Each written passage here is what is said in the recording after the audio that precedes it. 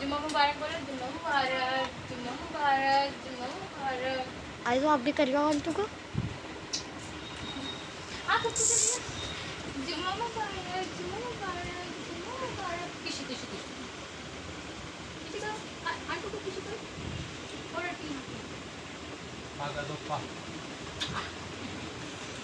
चलो। अस्सलाम वालेकुम, कैसे हैं आप सब लोग। तो उम्मीद करती हूँ आप लोग होंगे बिल्कुल ठीक ठाक। अल्हम्दुलिल्लाह हम भी है बिल्कुल ठीक। तो जी सबको, मेरे पूरी वाइटी फैमिली को, मेरी पूरी फैमिली की तरफ से जुम्मा बहुत बहुत बहुत मुबारक हो।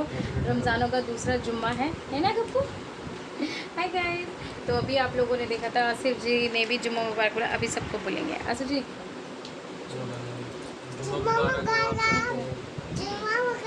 जुम्मा मुबारक। तो वहाँ पर इनायत कुरान पढ़ रही हैं। हम अभी नमाज से फारिग हो गए हैं। और आसिफ जी आज जुम्मे वाले दिन घर पे क्यों हैं, इसके पीछे बहुत बड़ी वजह है। और मेरे वीडियोस जो हैं वो टाइम पे क्यों नहीं आ रहे, इसकी भी बहुत बड़ी वजह है, जो मैं आपको बताती हूँ थोड़ी देर बाद।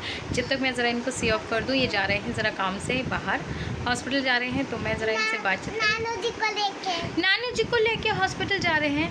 तो चलो मैं इनसे बात करती हूँ, उनको विदा करती हूँ, फिर मैं आपसे मिलती हूँ थोड़ी देर बाद। मम्मा बच जाएगा बेटी मेरा। आराम से आराम से आराम से आराम से आराम से आराम से। जुम्मा मुबारक। ओए ओए अच्छा।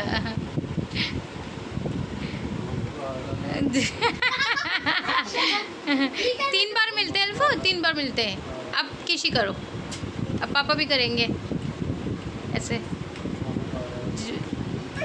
चलो गप्पू की बारी, गप्पू की बारी आ गई। जुम्मा मुबारक, जुम्मा मुबारक।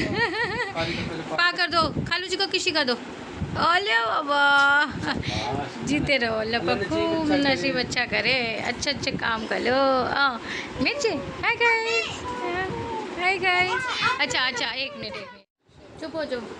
तो हाँ जी, मैं आ गई हूँ आपके साथ अपनी, अभी भी हाँ हो गया। तो मैं आपको बताती हूँ कि क्या हुआ है। मेरे वीडियोस अच्छे खासे चल रहे थे, टाइम टू टाइम आ रहे थे, लेकिन आज 5 दिन हो गए हैं। बेबी बैठो, आराम से बैठो। 5 दिन हो गए हम लोगों ने रात को नींद नहीं ली है। और सुबह में सो रहे हैं, फजर के बाद 5 बजे ही सोने को मिलता है। वजह यह है कि मेरे जो भैया हैं, कज़न, मेरे जो ताऊ जी के बेटे हैं, वो मेरे पापा के पास ही रहते थे। नहीं बैठो के आराम से, ऐसे चीखना पड़ता है मुझे। नीचे बैठो आराम से, आपको मैं पिट्टी कर दूँगी बाप की। तो मेरे जो कज़न भैया हैं, ताऊ जी के बेटे, वो पापा के पास ही की शॉप पे ही रहते थे। उनके पास काम नहीं करते थे, बट पापा की शॉप में ही रहते थे, गैराज में। बाबा, तो वो मेरे पापा जी के गैराज में ही सोते थे, वहीं खाते पीते थे। पापा एक तरीके से उनका ध्यान रखते थे, क्योंकि उनकी फैमिली नहीं है उनकी कोई, तो इस वजह से। अभी उनका 4 दिन पहले जो है एक्सीडेंट हो गया, वो बस से नीचे गिर गए, तो उनके यहाँ चोट आई है बहुत ज़्यादा।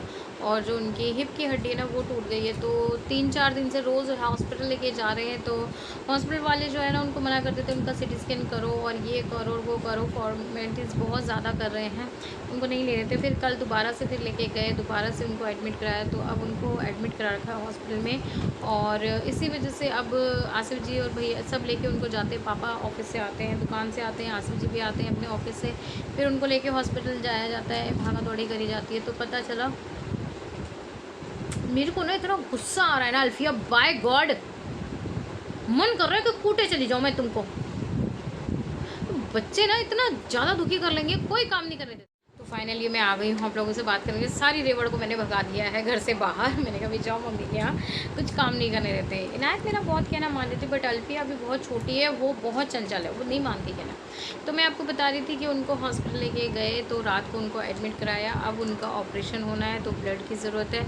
आसिफ जी और भैया का जो है रोज़ा है, तो फिर वही है कि हम ब्लड बैंक से ख़रीद रहे हैं। लेकिन आजकल सरकार ने ये स्कीम कर दी कि पहले आप अपना ब्लड दोगे अपने किसी बंदे का, उसके बाद आपको हॉस्पिटल से आपके मतलब अकॉर्डिंग क्या होता है, ब्लड मैच करके फिर वो आपको मिलता है। तो मेरे केस में भी यही हुआ था, बहुत सारा ब्लड मुझे लिया गया था, मेरे अंदर भी डाला गया था, बट था मेरा ही मेरे ब्लड ग्रुप का ही। बट उन्होंने 6 बॉटल्स खून जो है ना, 6 लोगों का खून उन्होंने पहले से ही मंगवा के रख रखा था।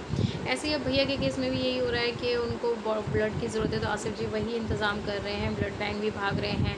ऑफिस गए थे, जुम्मे वाले दिन गए थे, फिर पापा ने फ़ोन करा कि आसिफ मैं यहाँ पर हूँ, तुम भी आ जाओ इधर में देखो। मेरे पापा का खुद एक्सीडेंट हुआ हुआ है, तो उनकी जो पैर है ना उसके अंदर रॉड पड़ी हुई है, तो वो इतनी भागा दौड़ी नहीं कर सकते। तो फिर भैया जो है वो शाम को आएंगे, तो इस तरीके से ही सारे जने जो है ना परेशान हो रखे हैं उनको लेकर। अभी वो हॉस्पिटलाइज्ड हैं और हम लोग बस दुआ कर रहे हैं कि वो ठीक हो जाए, उनका ऑपरेशन सक्सेसफुल हो जाए। और बस यही तो। रात भी आसिफ जी आज सुबह 5 बजे आए थे, कल के गए थे। परसों रात को गए थे तो सहरी में आए थे, उससे पहले गए थे तो भी सहरी में आए थे। तो बस इतना टाइम होता है। जब आसिफ जी घर पे नहीं होते ना तो मुझे बिल्कुल नींद नहीं आती, बच्चों को भी वही रहता है। कल तो फिर ये था कि मैं मम्मी के घर पे ही रुकी थी, तो सहरी भी वहीं पे ही करी थी, क्योंकि बच्चे डर रहे थे, क्योंकि उनको पता चल गया पापा उनके सामने गए तो इनायत करी मम्मा मुझे अकेले में डर लगेगा, मैं कैसे सोऊंगा। क्योंकि मैं उनको परसों 2 दिन तो मैं घर में ही लेके सोई थी उनको, लेकिन अब कल उसने देख लिया था तो उसको नहीं हो रहा था, क्योंकि घर पे काफ़ी सारे हो, तो इसी वजह से मेरे सारे ददिहाल वाले भी आ रहे हैं, मेरी पुप्पियाँ आ रही हैं, मेरे ताऊ की बेटी आ रखी हैं, तो सारे जने आ रहे हैं, पुप्पो की बेटी आ रही है, तो घर में आना जाना ये सब लगवा। तो इस बीच में मैं वीडियो शूट नहीं कर पा रही हूँ, और मुझे थोड़ा सा खुद कभी, क्योंकि रोज़े चल रहे हैं, मेरा कुरान अभी तक पूरा नहीं हुआ है। जितना मैं इतने अच्छे से स्पीड्स मैंने पकड़ा था अपना कुरान, मुझे ये था कि मैं आराम से 5 दिन में कुरान पूरा कर लूँगी, बट अभी मेरा कुरान भी पूरा नहीं हुआ है। बहुत सारी परेशानियाँ थी, बट इसलिए मेरा वीडियो नहीं आता। बट कोई बात नहीं, अल्लाह पाक इंसानों को परेशानियाँ देता है, अल्लाह का रहम है, करम है कि वो बच गए हैं, अल्लाह का शुक्र है। बाकी ऑपरेशन होगा तो वो ठीक भी हो जाएंगे, हड्डी उनकी फिर से जुड़ जाएगी। और बस यही था, आपको अपडेट देनी थी।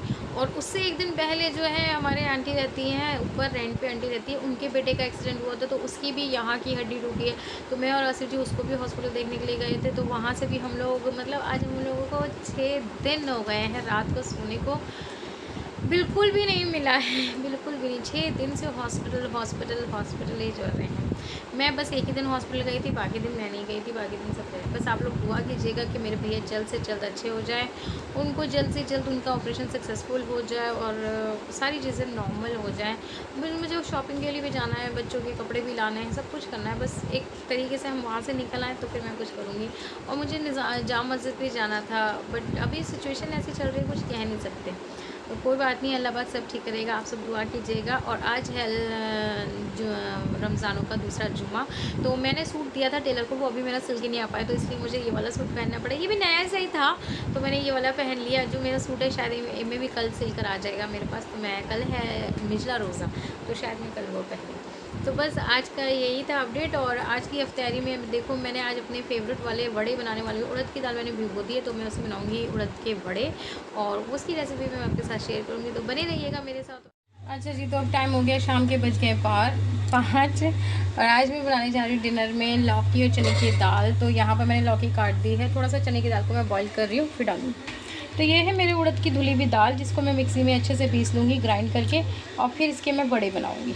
ठीक है, मैं पीस के फिर मैं आपको बताती हूँ कि मैं इसमें क्या क्या ऐड करूँगी। देखिए हमारी दाल फूल के कितनी ज़्यादा हो गई है, मैंने थोड़ी सी करी थी और मैंने इसको फेंटा बहुत है। ठीक है, इसके अंदर नमक डाल के मैंने इसको आधे घंटे के लिए ब्रेक दिया था। अब मैंने यहाँ पर काटा है मीठा नीम यानी कि कड़ी पत्ता, 2 हरी मिर्च, थोड़ा सा अदरक और लहसुन, और इसके अंदर होगा ऐड हमारा ये प्याज। इसमें मैंने प्याज अपने चॉप कर लिए हैं। तो बस, और पिसे हुए मसालों में और कुछ भी नहीं जाएगा, बस ये जाके इसके हमारे बड़े ही बढ़िया से क्रिस्पी से बड़े बन के तैयार होते हैं। तो दाल देख लीजिए आप कितनी ज़्यादा बढ़ रही है, थोड़ी सी दाल का मैंने कितना, 1 कटोरी दाल के मेरे काफ़ी सारे बड़े बन के तैयार हो जाएंगे। तो बस यहाँ मैंने ऑयल गर्म कर दिया है, ये सब चीज़ें भी मैं डालती हूँ, फिर मैं आपसे मिलती हूँ थोड़ी सी देर बाद। तो जी देखिए गर्मा गर्म बड़े बन के तैयार हैं।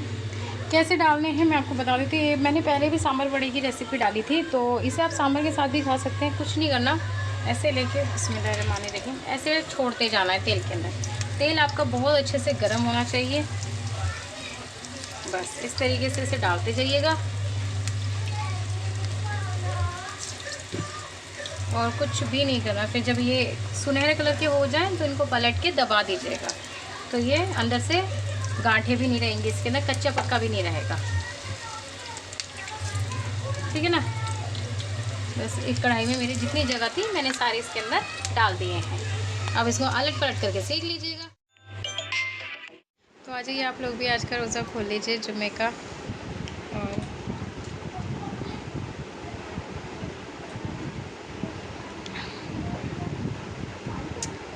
रोज़ा खुलता है तो बस ऐसा लगता है।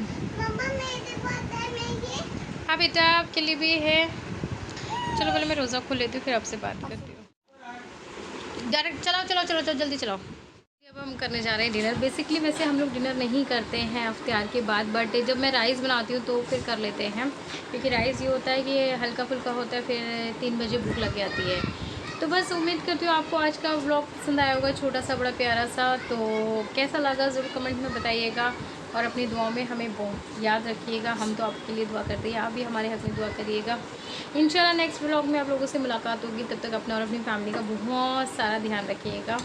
एंड रमज़ान का जुम्मा था और मुबारक हो, कल है मिजरा रोज़ा, देखो कल क्या करते हैं। तो चलो मिलती हूँ आपसे नेक्स्ट व्लॉग में। और ये वीडियो कब तक जाएगा ये मुझे नहीं पता, मैं रिकॉर्ड करके रख रही हूँ, जैसे जैसे होगा वैसे वैसे अपलोड कर देंगे, ठीक है ना।